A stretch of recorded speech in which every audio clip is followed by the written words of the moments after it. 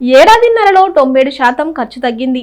డేటాను ప్రాసెస్ చేసేందుకు అయ్యే ఖర్చు గత 18 నెలల్లో ఏకంగా 97% దిగివచ్చింది. 10 లక్షల టోకెన్ల డేటాను ప్రాసెస్ చేయడానికి అయిన ఖర్చు $4 నుంచి 13 సెంట్ల దిగివచ్చింది. అయితే ఇంతకు ముందెన్నడూ లేనంతగా మేధస్సు అందుబాటులోకి వచ్చిందన్నమాట. కృత్రిమ మేధ అభివృద్ధి చెందుతున్న కొద్దీ ప్రపంచవ్యాప్తంగా వినూత్న ఆవిష్కరణలను, అవకాశాలను, ఆర్థిక అభివృద్ధి అవకాశాలను మెరుగుపరుస్తూనే ఉంటుంది. విజ్ఞానాన్ని, సృజనాత్మకతను, ఉత్పాదకతను పెంచుతుంది.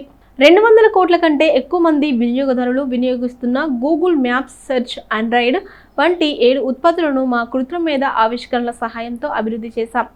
సైన్స్ ఆవిష్కరణలకు ఏఐ సహాయం. వైద్య రంగంలో కీలక ఆవిష్కరణగా ఆల్ఫాఫోల్డ్ను రూపొందించాం. 2021లో దానిపై సైంటిఫిక్ కమ్యూనిటీకి ఉచితంగా అందుబాటులోకి తెచ్చాం. 190 దేశాలకు చెందిన 25 లక్షల మంది కంటే ఎక్కువ మంది పరిశోధకులు మలేరియా, కొత్త వ్యాక్సిన్లు, క్యాన్సర్ చికిత్సలు, ప్లాస్టిక్ను అరగదీసే ఎంజైమ్లను రూపొందించడానికి దీన్ని ఉపయోగిస్తున్నారు. ఆల్ఫాఫోల్డ్ ఆధారంగా ఏర్పాటైన ఐసోమోర్ఫిక్ ల్యాబ్స్ ఔషధాల రూపకల్పన, చికిత్సలు విజయవంతం చేయడం కోసం మెషిన్ లెర్నింగ్ను ఉపయోగిస్తున్నారు.